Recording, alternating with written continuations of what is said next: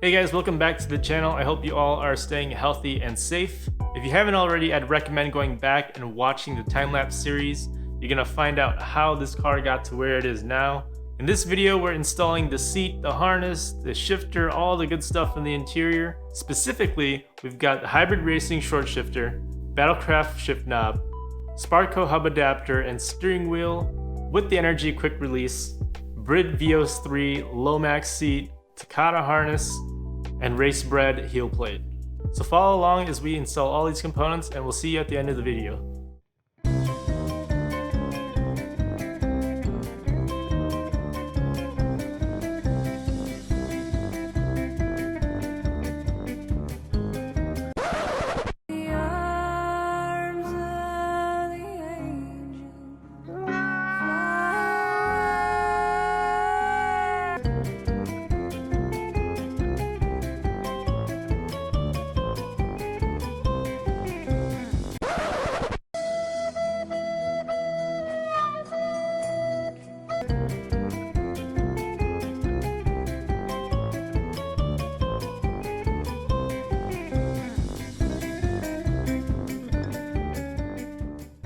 So today we're going to start with installing the shift linkage assembly. Here you can see the old stuff.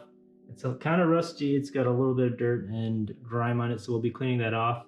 And also installing the hybrid racing shifter along with the solid bushings. And I've got the new bitch pin and clamp that goes over that pin.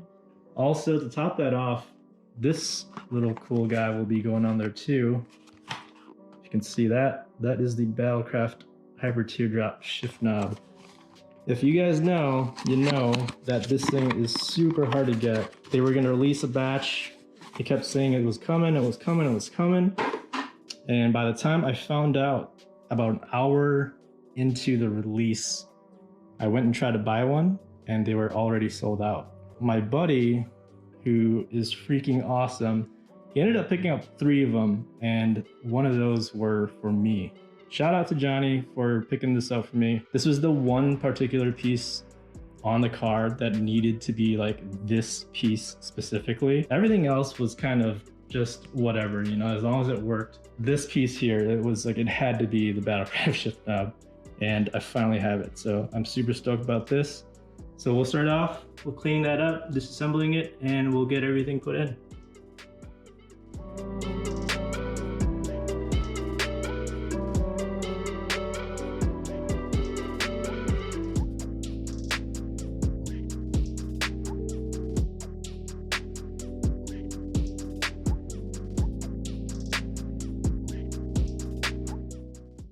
Okay, I've got the shift linkage disassembled and cleaned up. I've got the hybrid racing short shifter laid out right here with its hardware. The old stuff typically will actually go out from under. Hybrid racing actually mounts right on top. So if you look here, it slides right on top. That fits right into that little bore. It's got 3 holes, 2 there on that side, and then 1 on this side to mount on. But if you look, there's only 2 holes on the shift linkage. You can do just 2 fasteners for your everyday driving, but they recommend 3 fasteners on a racing car, and you already know. We'll get the drill out, drill that 3rd hole, and then we'll get this fastened on.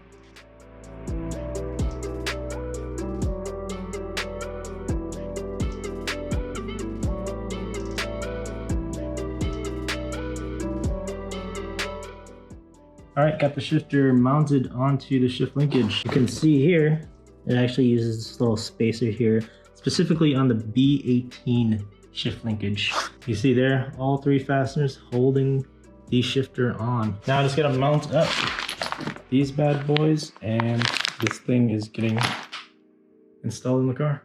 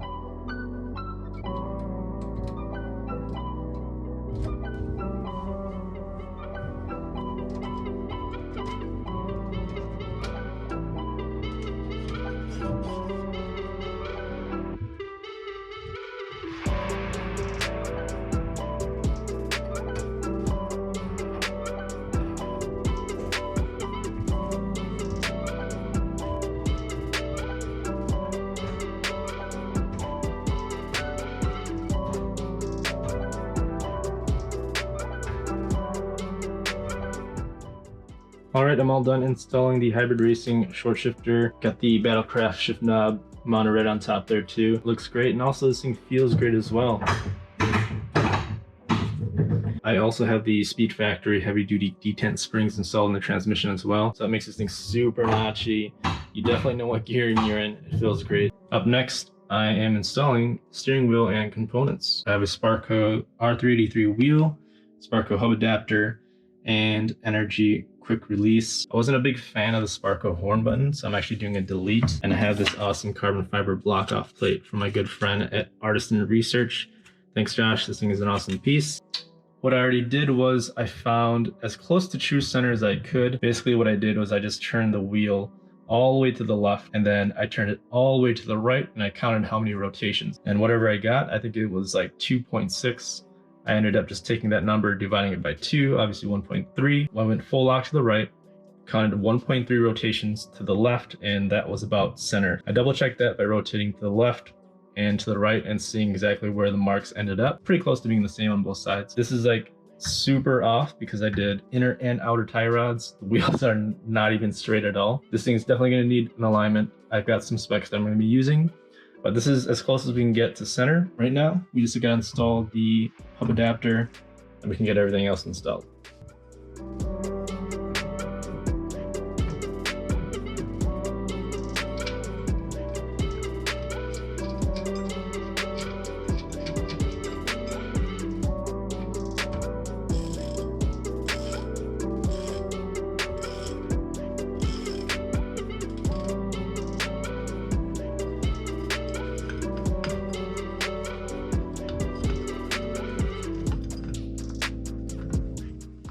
All right, now that we got the Sparco hub adapter installed, up next is the energy quick release here. What you do is you actually have to pull back here. Release button allows you to pull back even more.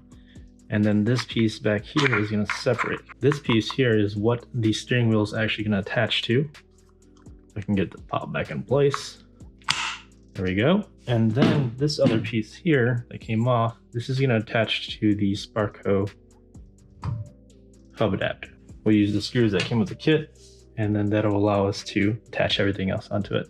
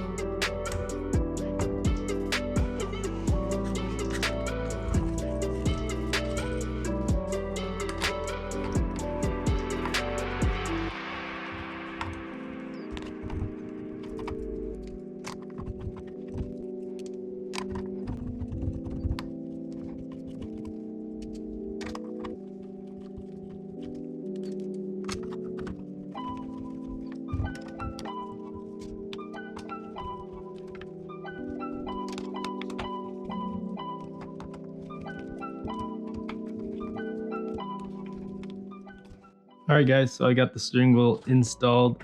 It looks freaking awesome. Next up, we're gonna install the heel plate from RaceBred, and then the seat and harness going afterwards. All right, so the whole idea of this heel plate is to provide a nice flat surface for my feet while I'm driving. As you can see, the factory floor here, it's very unlevel. It's probably gonna go somewhere right about there, but that's pretty close to being perfect right there. The surface right here compared to that surface over there I think it's a tad bit lower. And then this one back here should be about the same as the one up there. So those two will be level. I may have to do some washers or something for this one over here. We'll see as soon as we start drilling some holes here. All right, I'm in the car now. So what I'm just gonna do is I'm gonna remove the steering wheel, give me some more clearance here. Got a handy dandy Sharpie here. And I'm just gonna kind of eyeball right where I want it. So we'll use about here and here. So it lines up pretty close to this base plate for the roll cage here.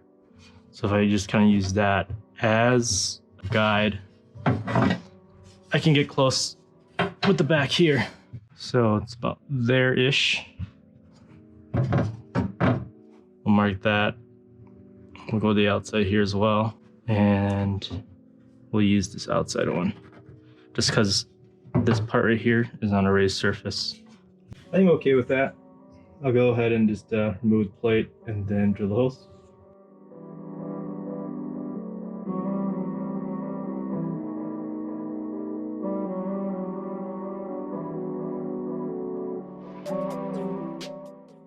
Alright, so got the holes drilled, the plate is placed. You can see the dowel and spacers there. I actually had to add a few washers under this just because the floor itself is much lower here than it is at the other three corners. So I'll have to get under the car, get the washers and the nuts to fasten everything down, and then the install should be done.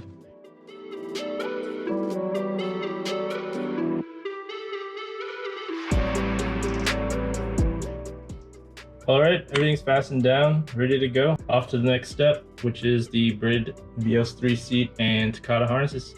I've already got it mounted up to the PCI mounts, rail, and slider. I opted for a slider because I'm a boat driver in training, and it'll allow me to play around with seat position to find out what works for me. At the same time, I'll be installing the Takata harnesses as well. It's a 5-point with the NT sub belt. I got the eyelets over here. I'm gonna be doing this before I get the seat in, or else it's gonna be too tight to get my fingers in certain areas. So I'm just gonna go ahead and do this now. There's 4 eyelet bolts, and then I have 2 mount locations. Well, technically 3, but I'll be using only 2 of those. An eyelet for each outside hole there. The seat bracket itself has this little extension point here to allow me to put an eyelet on the right side for the lat belts, and then on the left side there is not one of those. It utilizes the factory seat belt mounting position right here, so then the eyelet goes right in there.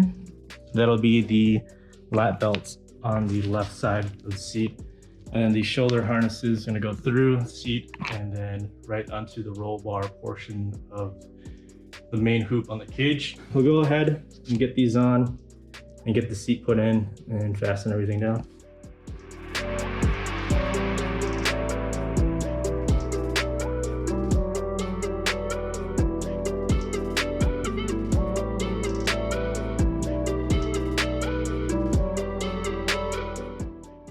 All right, so we've got the eyelets installed. This is the right side lat belts. Got the 2 in here for the anti-sub belt. It utilizes the factory seat belt mounting hole there. So we just gotta get the seat in, mount it up, and then we can install the harness.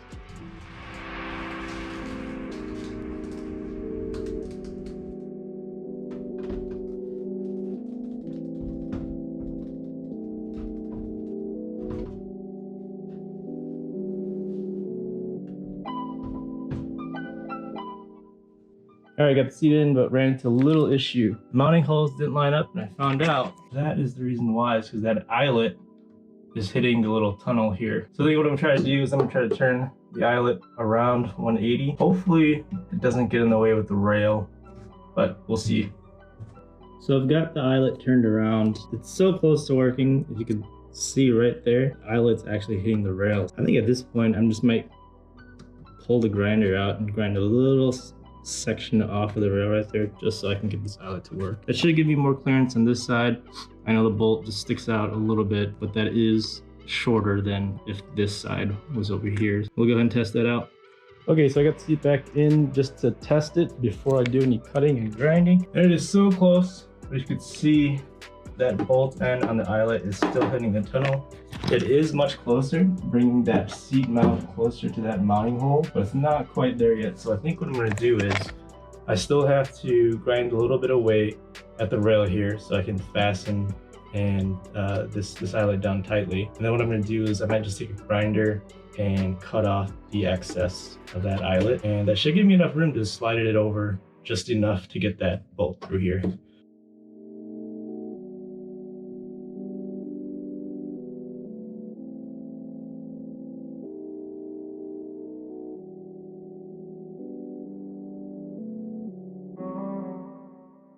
All right, so I did a little grinding in the back section of the rail here. It allows me to have enough clearance for this eyelet to fit nice and flush on this mounting surface right here. And then I ended up cutting off the excess of that eyelet coming up here. That way it will give me enough clearance to slide that seat over and line up this hole with the holes on the chassis. Let's get this in the car and let's hope those holes line up.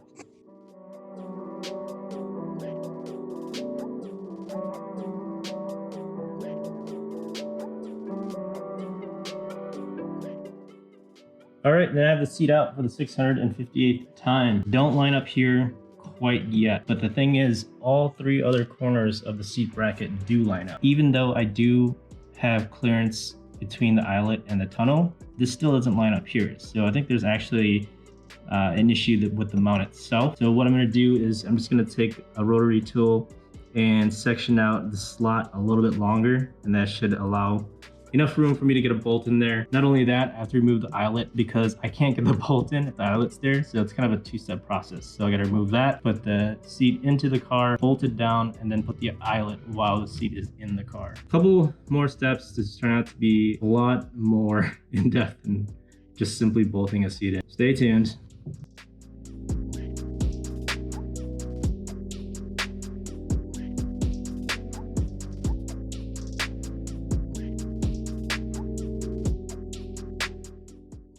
All right, and finally we are successful. Something as simple as just mounting in a seat into the car turned out to be such a headache. Everything's bolted down nice and tight. Got the eyelet over there that bolts in. Everything's good up front. We're all good to go here.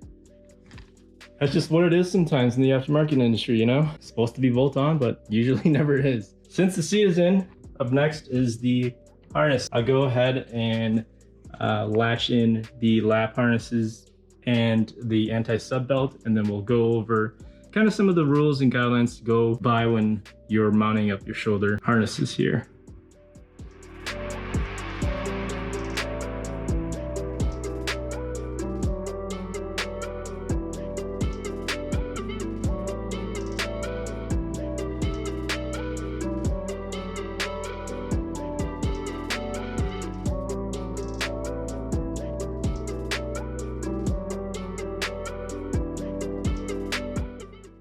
Okay, so I'm gonna show you guys how to loop the shoulder belt. So once you set up your length, it doesn't have to be perfect. You can still adjust down by the buckle over here. I'm trying to get this one here to match as close as I can to the one I already did. Okay, happy with that. So if you look, the belt comes through, up from under, and then back over. You're going over just that center bar. Now you're gonna come under your roll bar or cage and basically follow that same route back the other direction. Wherever it comes out, I'm gonna go in there, pull it through, go back through the same one there, pull it through, and then there's one more where you go back. You don't follow that same route back. You actually flip over this bar here and then into where the belt has already gone through twice in the back here. If it wants to go, it should go. Pull it through.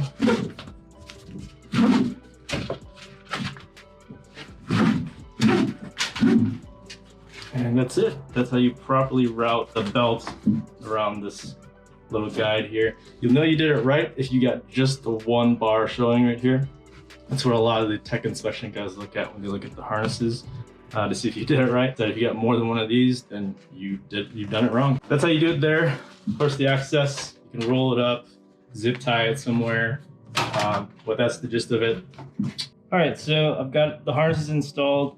I'm gonna test fit right now, and I'm gonna actually show you guys how to strap yourself in, or at least this is how I've been taught. You wanna start with the lap belts first. You'll clip them in like so, and then you actually want to tighten here first before you put your shoulder belts on. And the reason for that is so that it keeps the buckle right here where you want it to be. Because if you have the shoulder belts on and then you tighten the shoulder belts first, and this buckle rises up into your like your stomach area here. So actually you want to tighten down the lap belt first and then go with your shoulder belt afterwards. Let's see here. Again, this is my first test fit, so I don't know how this is gonna roll. Yeah, I'm definitely gonna have to. This still needs to be adjusted.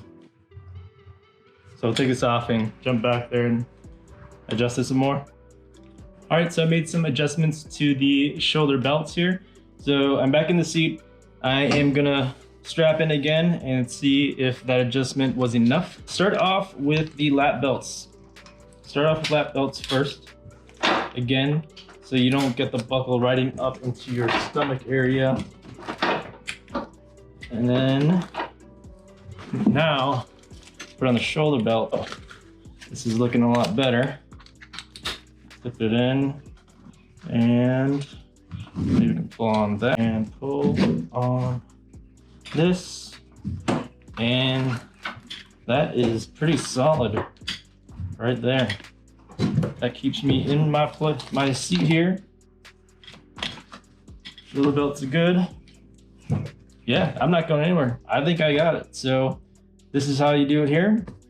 And I want to actually show you guys what it looks like if you tighten the shoulder harness first before you do the lap belt.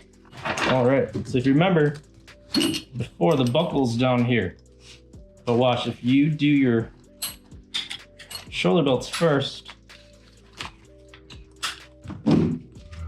watch what it does to the buckle.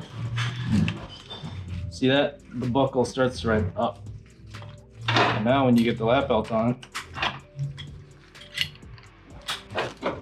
that buckle is right on your stomach, and you don't want that. You want your buckle right on your hip line down here. So that's the reason why you want to do lap belt first before you do your shoulder belt. All right, the harness install is finally done. I got the seat cushions back in there. Everything looks great. Even right off the bat, the shoulder straps are pretty good already. The ideal preferred angle of the shoulder belt is that they want it to be on a true horizontal plane. So zero, just completely flat from your shoulder to the roll bar or roll cage that you have. The acceptable range is 20 degrees from your horizontal. You get your true from your seat, true zero. And then if you go 20 degrees down, that's acceptable. But if it goes farther than 20 degrees, then you have to do things like either adjust your seats, whatever it is to drop that angle within that 20 degree buffer. What you want ideally is to have the belt go over your shoulder and go through this hole without even touching the seat at all, and then to the cage. The idea behind that is that if you do have the harness hitting the seat before it hits your shoulder, in an impact, the force from you going forward could potentially break the seat. So if it breaks the seat, then you're gonna have excess slack, right? And then you're gonna go flying and then dead stop right away.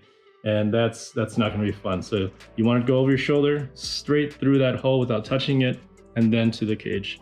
This is awesome. I've been waiting for this moment to have the seat, the harness, the steering wheel, the heel plate from Racebred, the shifter, everything installed in here, and it looks great. I mean, this is like the epitome JDM Hot Boy seat and harness combo. This is a legitimate Brid VOS3 low max seat. It's a legitimate Takata harness. When it comes to the safety aspect of pretty much anything motorsports, it's like my #1 priority. Obviously, this is just a trainer car, and I have a full cage in this thing.